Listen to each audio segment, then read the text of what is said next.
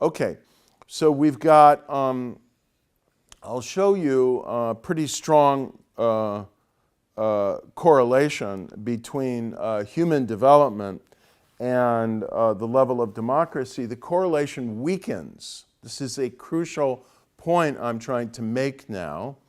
The correlation weakens when we go from looking at human development, which controls for inequality, to just, to some extent, naturally, to just looking at money income, okay? You take the overall wealth of a country, gross national income annually, and divide it by the number of people. It says nothing about how the wealth is distributed or about other features of the economy. And when you do that, now it is the case that 8 of the richest countries in the world are authoritarian. And I think you should be noticing an obvious point about 7 of these 8 countries. They're all oil-rich economies that are, as you'll see, getting more than 60% of their export earnings from oil. And in most of these cases, you know, most of the economy really is deriving from oil or indirectly now from the earnings on the sovereign wealth funds that were generated by oil. This is another argument about oil, and I will just say here that I'm not going to have the time to go at length into the reasons why there seems to be this distortion in oil economies, and now we're going through this terrible crisis in Venezuela, which is a classic case of a country that tried to build, and did for many decades, sustainable democracy, and for a time a fairly liberal one on oil income, and then it all imploded. But you'll note here that there are now, as of about 5 years ago, 19 countries, I'll show you the list in a minute, that derive more than 60% of their export earnings from oil and gas exports. That is merchandise exports, not trade and services. 12 of these 19 are in the Middle East. The other 7 are in either Africa or Russia, Azerbaijan, Brunei, and Venezuela. That doesn't quite add up, but anyway, you can look at the chart in the next figure. I had to revise this last night, so I failed to note that with the new data, we're now down to 19 rather than 23 that are above 60%. But in any case, this is the list as of 2013 of countries that are major oil exporters and the percentage of their exports that come from oil and gas. The percentage is 99.8% in Iraq, virtually that in Libya. It's about 98% in Venezuela, and it's over 90% in Algeria and Brunei and Kuwait and Azerbaijan, in Sudan, and then it's pretty close to 90% in Qatar and Nigeria and Saudi Arabia and in Oman, and then it's over 60% in Kazakhstan, Russia, Iran, Colombia, Norway, United Arab Emirates, and Bahrain. Those are the 19. Now here's one question you can ponder. So we've decided we're going to try and focus the sections tomorrow and Thursday on this question, this puzzle of why is it so hard, if these countries are rich, why is it so hard to get democracy in oil states?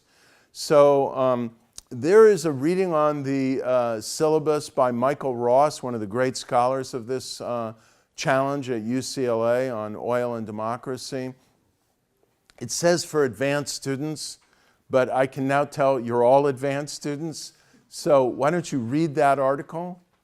And you will also see some speculations in pages 74 to 79 of my book, which I'm hoping you might have, The Spirit of Democracy, which also takes this on.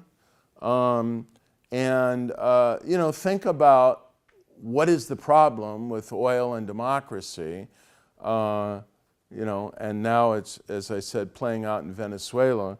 I'm not going to give you my own answer to this question, but there is this puzzle here.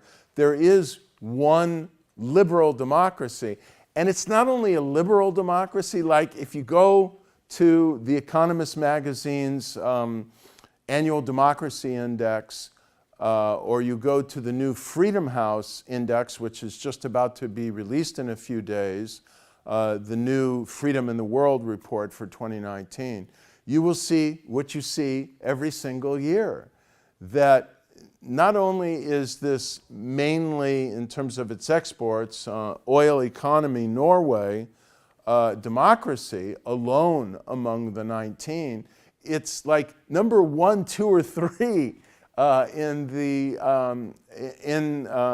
list of democracies of the world in terms of the overall level of democracy.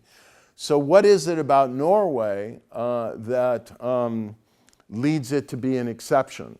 And I think there are some interesting answers here that don't just rely on, Norwegians are all more liberal in their values. I think that the answer is more complicated than that. But anyway, you can ponder that. Are there any questions so far?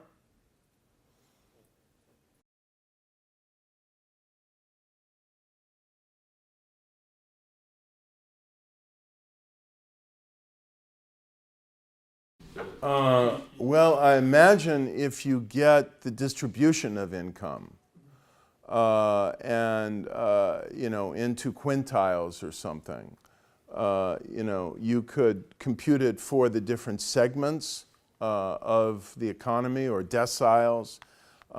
We certainly know in the United States, and I'd say we have the data for most advanced industrial countries of the world, what's the purchasing power parity income, because that's just a statistical thing that you can measure of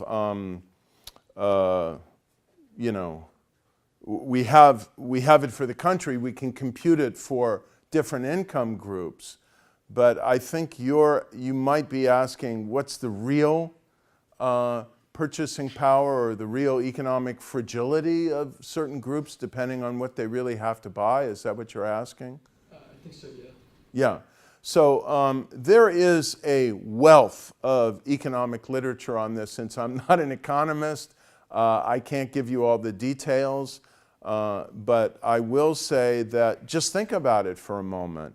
If you want to know, the real answer to your question is, what does it cost to live a decent and dignified life, and to have what people would consider an essential basket of goods? That cost has got to vary across regions within a country, right? I can tell you for sure it varies dramatically across places that people live, not only in the United States, but even within California. It costs a lot more to live in the Silicon Valley and within a 20-mile radius of where we're sitting right now at Stanford University than it does if you drive 2 hours inland in California to, say, Stockton or the Central Valley of California. It's just a world of difference. Now, as long as we're on the subject and we're not spending a lot of time talking about inequality, let me just ask you all this question. How many of you have driven or biked down El Camino Real, like going down Galvez and then turning south and just driving down El Camino Real? Okay. How many of you have seen all of the RVs, campers, and other vehicles there? Why do we have those? Do you know? Are people here to see sporting events? What's going on? a lot of the people who work at Stanford actually live in those because there's no housing that is affordable for them in this area. Right. Okay. So if you are wondering about the problem of homelessness in the United States and affordability of income, and at the same time you've wondered what are all those campers and trailers and RVs and cars doing parked on El Camino when there's no athletic event at Stanford University or other big event that might bring people in, there's the answer to your question. A lot of economists spend a lot of time, increasingly these days, necessarily these days, trying to answer the question, not is what's the kind of minimum floor that a family of four needs to live without being in poverty or distress generally in the United States? How meaningful is that really when the cost of rent or housing in some other form is the single most pressing and debilitating expense, except of course if you get sick in the United States. So, you know, you've really got, if you're going to do that measure, you've got to do it in a very fine-tuned kind of regional basis, taking account for, you know, the radius of what would be a reasonable commute distance to where people would be working and so on and so forth. Okay?